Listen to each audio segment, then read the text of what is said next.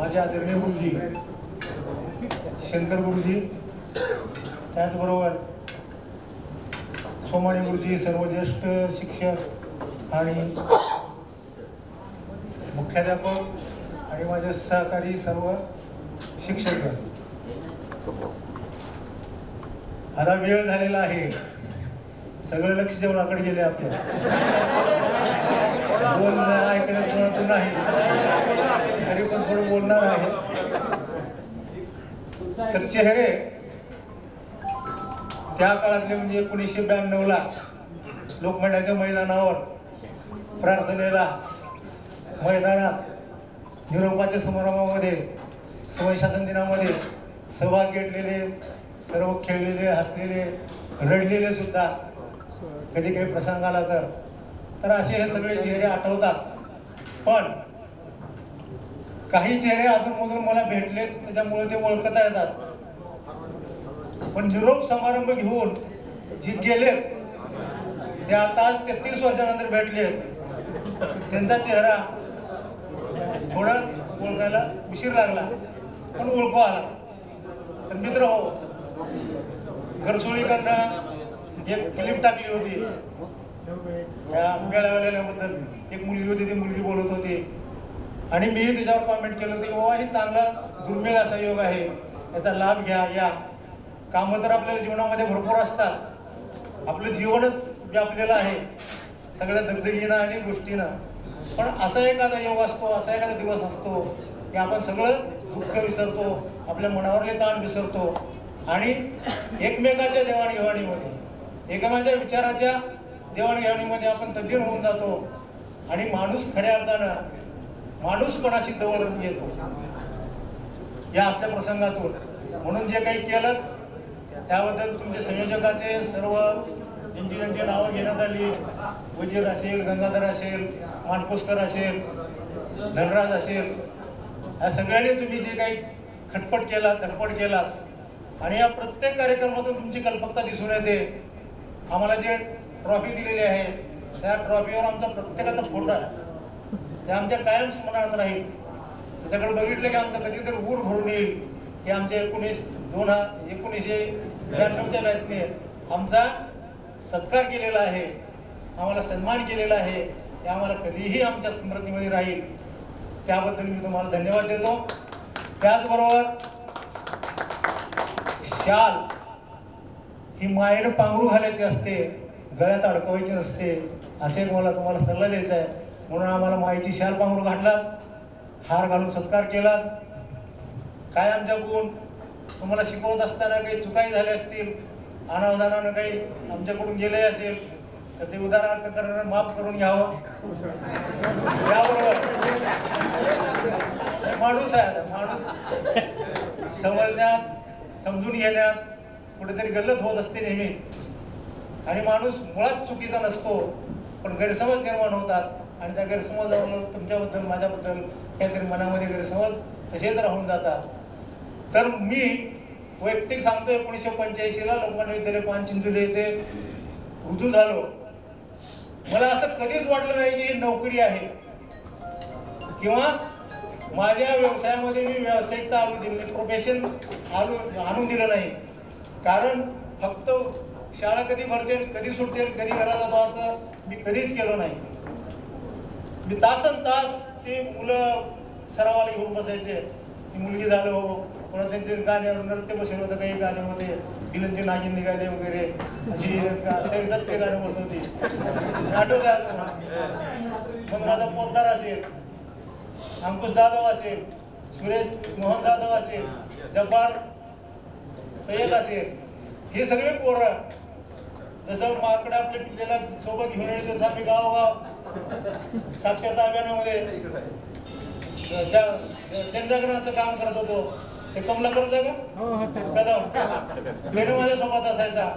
आपण सराव घेत असताना होतो का तुमचे बंधू आनंद, हे सगळे लोक घेऊन एकत्र येऊन, आमचे तर काही नव्हतं, आमच्या शाळेला म्हणजे कुठला संगीताचा शिक्षक नव्हता, कुठलं काही नव्हतं, पण ही सगळी इतर मंडळी, ते भागवत हनुमंते असेल, भागवत राजाराम हनुमंते, ती एक राहायचा, त्याला पेटीवर बसवायचं, त्याची साथ घेऊन युवराधान म्हणते एखादं वाजवायला घ्यायचं, हे असे सगळं घेऊन जमा करून या लेकरांना संधी देण्यासाठी म्हणून आणि त्यांचे कार्यक्रम गावोगाव झाले, पुन्हा होळीला झाला, इकडं झाला, तिकडं झाला. तर असं त्याच्यात आपलं काही नव्हतं की त्यांच्या जीवनामध्ये त्या येणाऱ्या संधी होत्या, त्या संधी आणून आपण दिल्या.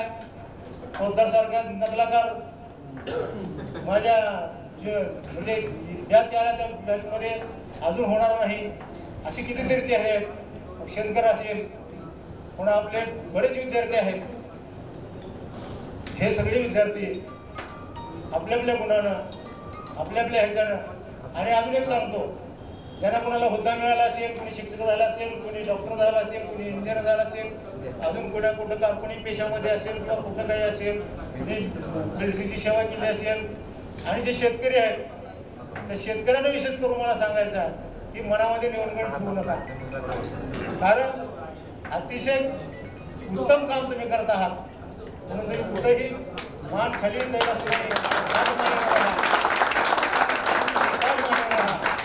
समजावून सांगा की मी शेती करतोय, घाम गाळतोय, शेतात काम करतोय म्हणून सांगा. म्हणून कुठलाही कमीपणाची भावना तुमच्यामध्ये येऊ देऊ नका. अशा प्रकारे तिथे लिहिलंय, तुका म्हणे एका मतीची सगळे उत्तमची उरे कीर्ती मार्गे झाले तुझा मागे पाहिजे. तिथं मराठीचा शिक्षक आहे, तिथं मागे पाहिजे, पण चुकून एक रफार तिथे जास्त केलाय. असो, बऱ्याचशा गोष्टी आहेत. अतिशय आम्हाला या वयात आता तो काळ 33 वर्षापूर्वीचा काळ, आता शरीराचे काही मर्यादा आहेत. मन आणि शरीर आणि धावणारा काळ, या गोष्टीची सांगड माणसाला घालता आली पाहिजे. कारण मन हे चिर तरुण आहे, पण शरीर चिर तरुण दिलंय का? दिलं नाही. शरीराला आयुष्याच्या मर्यादा आहेत. कितीही झालं, किती झालं तरी जगण्याला एक अंत आहे. पण मन हे कधीच थकत नाही, मरत नाही, हे अमर असतं असं म्हणतात. पण शरीर हे मरतं, त्याला काळाच्या मर्यादा आहेत. तर अशा प्रकारे सांगितले सरांनी, एक सांगितले की प्रशांत सूर्यवंशी तुमच्याच बॅचला होता का? तुमच्याच बॅचचा विद्यार्थी, अतिशय हुशार विद्यार्थी. म्हणजे जसं चिखलात कमळ उगवतं बघा, तसं अरुण म्हणलं की कॉप्या करून पास झालो. पण मला म्हणायचं की नक्कल करने को भी अक्कल लगती है. म्हणून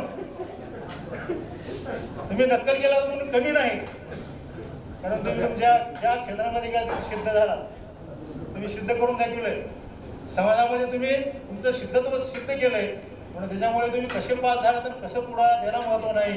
तुम्ही जीवनाच्या परीक्षेमध्ये कसे तरुण गेला आहात आणि तिथं कसे सिद्ध झालात याला महत्व आहे. आणि म्हणून नक्कल केली तर नक्कल करायला अक्कल लागते, हे अतिशय महत्त्वाचं आहे, लक्षात ठेवा.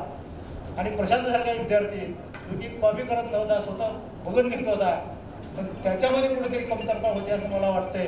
म्हणून मित्र शिव्या दिनात मिसळायचा स्वभाव ठेवा. 2 शिव्या खावा, 2 शिव्या त्याला द्या, पण मिसळणं हे महत्वाचं आहे. एकलकोंडेपणा माणसाला आले की डिप्रेशन येत आहे, वैफल्यग्रस्त माणूस होतो.